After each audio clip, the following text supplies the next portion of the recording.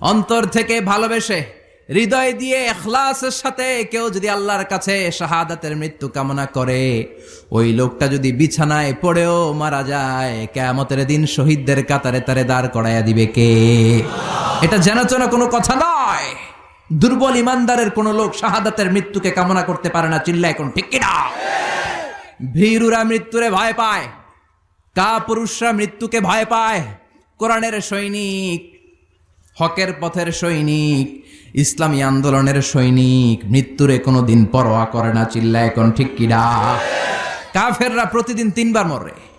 কাফির, মুশরিক, নাস্তিক এরা দিনে মরে কয়বার? আর মৃত্যুরে ভয় পায়। আর আমরা মৃত্যু কোথায় খুঁজে বেড়াই? চিল্লায় বলো ঠিক কিনা? সব সময় প্রশংসা করতে হবে একজনের, তিনি কে? আল্লাহ।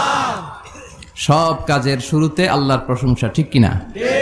কারণ আমার নামাজ, আমার রোজা, আমার হজ, আমার যাকাত, এমনকি আমার জীবন এবং মরণ একজনের জন্য, তিনি কে? আল্লাহ।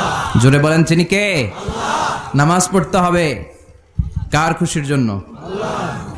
আল্লাহ তাআলা। উনিও লেভেল প্লেইং ফিল্ড করবে, এটা সুন্নাতুল্লাহ।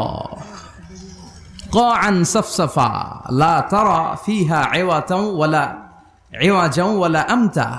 আল্লাহ বললেন আমিও কিয়ামতের ময়দানে লেভেল প্লেইং ফিল্ড করব, একেবারে সমান, কোনো উঁচু নিচু নাই। কিয়ামতের যে ময়দানে আমরা সবাই দাঁড়াবো, উঁচু নিচু আছে? কথা বলেন। ওইখানে কাউরে সুযোগ বেশি দেয়া হবে, কাউরে কম দেয়া হবে, এমন কথা কন? ওই বিচারে ইনসাফ আছে না নাই? ওই বিচারে জাস্টিস আছে না নাই? ওই রকম লেভেল প্লেইং ফিল্ড দরকার আছে না নাই? কিন্তু আমগো দেশে আছে? কথা কন। ওই লেভেল প্লেইং ফিল্ড আমরা চাই কি চাই না? সবার সমান সুযোগ থাক। চিল্লা এখন ঠিক কিনা? সবার সেম প্রিভিলেজ থাক, সবার সেম অপরচুনিটি থাক। আল্লাহ বললেন আমি নিজেই কাআন সাফসাফা, আলেম যারা আছেন এটার মিনিং হচ্ছে লেভেল প্লেইং ফিল্ড করব কিয়ামতের ময়দানটাকে। লা তারা ফিহা ইওয়াজা ওয়ালা আমতা, উঁচু নিচু টিলা টপ্পর কিচ্ছু দেখবে না, একেবারে সমান লেভেল প্লেইং ফিল্ড, ঠিক কিনা? সবাই উলঙ্গ হয়ে দাঁড়াবো, গায়ে কোনো জামা নাই, কাপড় নাই, কোনো ড্রেস নাই, কিচ্ছু নাই, বাহাদুরি নাই, ক্ষমতা নাই, প্রশাসনও নাই, লেভেল প্লেইং ফিল্ড। কথা বলেন।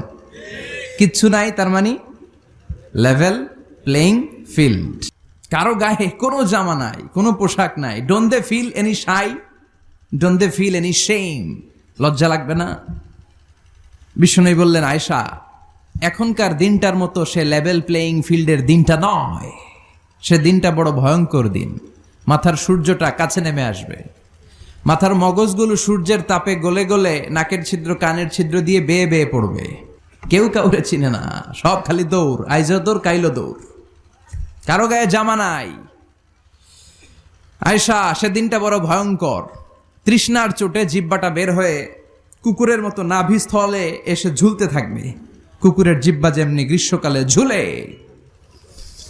সবাই তৃষ্ণার্ত, ঘর্মাক্ত, ক্লান্ত, শ্রান্ত, পেরেশান। ভাই ভাইরে চিনে না, বন্ধু বন্ধুরে চিনে না, পীর সাহেব মুরিদরে চিনে না, নেতা কর্মীরে চিনে না। চিল্লা এখন ঠিক কিনা? Level playing field. আল্লাহ তুমি বাঁচাও বলে যে চিৎকার শুরু করবে, কার গায়ে জামা আছে কার গায়ে জামা নাই এটা কারো খেয়ালই থাকবে না রে Ayesha. This is called level, কথা কন, লেভেল প্লেইং ফিল্ড। সবার সমান সুযোগ, কারোর জন্য এক্সট্রা কোনো সুযোগ নাই। আমাদের প্রায় 1.5 কোটি লোক দেশের বাইরে কাজ করে। কি করে? কথা কয় না। আমরা কাজ করি, কাজ করে খাওয়া নবীদের সুন্নত। সুবহানাল্লাহ পড়েন। দাউদ আলাইহিস সালাম নিজে কাজ করে ওইটা দিয়ে যে অর্থ উপার্জন করতেন সেটা খেয়ে জীবিকা চালাতেন। চিল্লায় পড়েন সুবহানাল্লাহ। বিশ্বনবী নিজে কাজ করতেন, বিজনেস করতেন, ছাগল চড়াতেন। খাদিজাতুল কুবরা আত-তাহেরা, বিশ্বনবীর প্রথম স্ত্রী, প্রিয়তমা স্ত্রী, ওনার আন্ডারে বিশ্বনবী জব করতেন, চাকরি করতেন, মাথার ঘাম পায়ে ফেলে উপার্জন করতেন। চিল্লায় এখন ঠিক কিনা? আজকের মাহফিলে আসতে পেরে আমরা খুশি না বেজার? চিল্লায় বলেন খুশি না বেজার? মাহফিলে আসলে ভাল লাগে না? কোরআনের কথা শুনলে ভাল লাগে না? এটা মুমিনের আলামত। কোরআনের কথা শুনলে মুমিনের হৃদয় ঠান্ডা হয়ে যায়। কোরআনের তেলাওয়াত শুনলে মুমিনের পশম দাঁড়িয়ে যায়। He has the goose bumps, তার পশম দাঁড়িয়ে যায়। তাকশাইরু জুলুদুল মুমিনিন, কোরআনের তেলাওয়াত শুনলে মুমিনের মাথার উপরে আরশের উপর থেকে রহমতের বারিধারা ঝিরিঝিরি ঝিরিঝিরি বর্ষিত হতে থাকে। ভয় আছে, তাদেরকে কোনো কিছু দিয়ে কেনা যায় না। ফাঁসির মঞ্চ তার কাছে জান্নাতের গুলবাগিচা। চিল্লায় বলেন ঠিক কিনা? ভয় নাই। মুমিনের ভয় অন্তরে থাকে শুধু একজনের, তিনি কে? চিল্লায় বলেন তিনি কে? আর শাহাদাতের মৃত্যুর চাইতে শ্রেষ্ঠ মৃত্যু আছে? জোরে বলেন আছে? এজন্য বিশ্বনবী সব সময় আল্লাহর কাছে দোয়া করছেন, আল্লাহ আপনি আমাকে শাহাদাতের মৃত্যু দেন, আপনি আমাকে শহীদ হিসেবে কবুল করেন। বিশ্বনবীর কলিজার টুকরা সাহাবা ওমরে ফারুক দোয়া করতেন, আল্লাহ আপনি আমারে শহীদ বানান, নবীর দেশে আমারে মৃত্যু দেন। আল্লাহুম্মা রযুকনা শাহাদাতান ফি সাবিলিক ওয়াল মাউতা ফি বালাদি রাসূলিক। আল্লাহ আপনি আমাকে দিনের পথে শাহাদাতের মৃত্যু দেন, আপনার নবীর শহর মদিনার মধ্যে আমার মৃত্যু দেন। পড়েন আমিন। ওমরে ফারুককে শহীদ হিসেবে কবুল করেছে কে? আমাকে শহীদ করে সেই মিছিলে শামিল করে নিও, যে মিছিলের নেতা মীর হামজা।